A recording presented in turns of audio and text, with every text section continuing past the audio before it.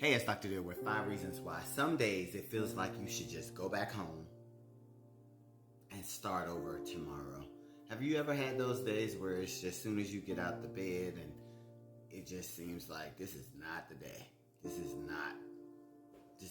And that leads me to number one. It seems like everybody you interact with has an attitude. Like you go to the store, you say something, they seem to snap on you or give you a look or something. Or number two, you have an attitude with everybody that you interact with. We have to keep that perspective there too, because sometimes it is us. We have to realize that it's us. And that leads me to number three. Everything that you try to do, you're trying to run errands or, pick this prescription up or stop by this store and get this thing that you've been putting off, and none of it works. The thing is not there. Your prescription's not ready.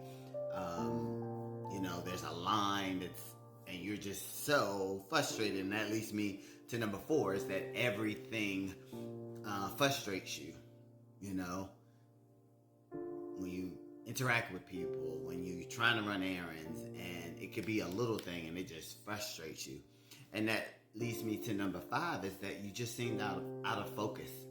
Like when you're trying to do all the stuff that I just named, you just still feel out of focus.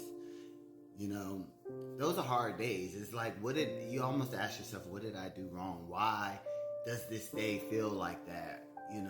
How can I make it better? And sometimes I always look at things as it's a message to us from the universe or the higher being, or whichever way you want to look at it, is that, hey, maybe go back home and sit down, and maybe this is the day that you need to rest. Maybe this is the day that you need to do self-care, where you take the time to take care of yourself, or go back to bed.